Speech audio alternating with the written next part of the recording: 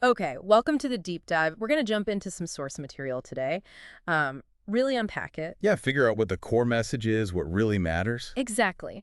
And today it's all about the art of outdoor living. We're looking at this piece called Just Call Me. Right, and it tackles something you see a lot, I think. This disconnect in how people approach outdoor spaces compared to other big buys.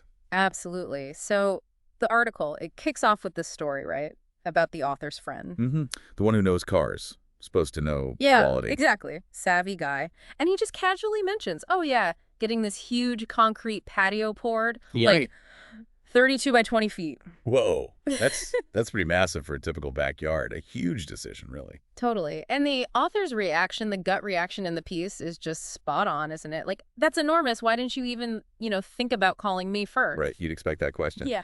And the friend's response just completely sidesteps the actual size concern. He just goes, well, look, it's only costing me $8,000.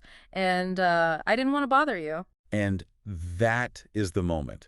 That's what the article really zeroes in on. Yeah. It wasn't just that he didn't call. No. It was the reasoning. It just perfectly flags this widespread attitude people seem to have about their yards. Yes, it really captures that sort of unspoken culture, the idea that, cheap is fine, free is better, and hey, if it lasts 2 years, great, that kind of thing. Which is genuinely baffling when you think about it. The author makes this great contrast.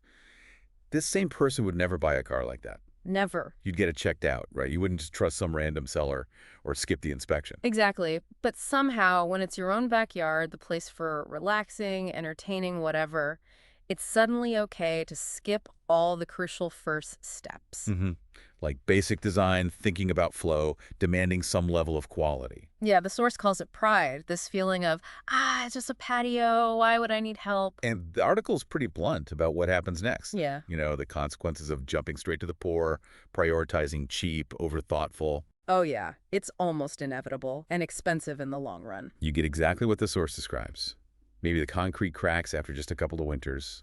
Bad prep work, maybe. Right. Or the layout just feels off. It doesn't actually work for how you live or want to use the space. It ends up feeling awkward. Or uncomfortable, maybe too sunny, too exposed, or Yeah. honestly just boring. So you're left with this thing sitting there, this big slab you don't even use. It's just a reminder of, I don't know, a bad decision. Physical manifestation of disappointment, yeah.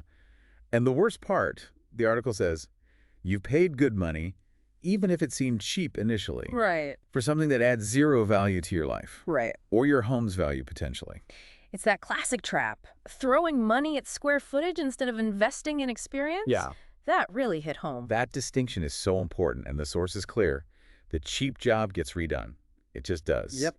The wrong layout gets ripped out. The quick win turns into the slow regret. It's a cycle, a painful, expensive cycle.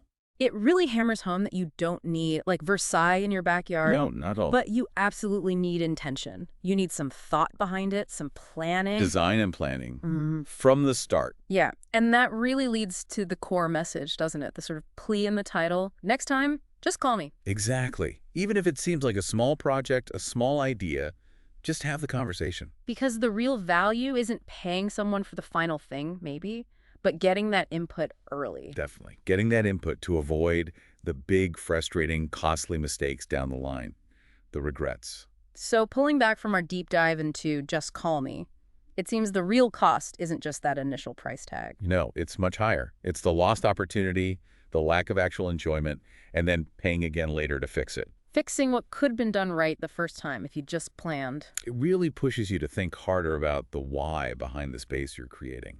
What's its actual purpose? Right. Which kind of leaves you, the listener, with this thought to chew on. For your own outdoor space, what does investing in experience truly look like? Making it functional, making it enjoyable, making it last, versus just buying square footage.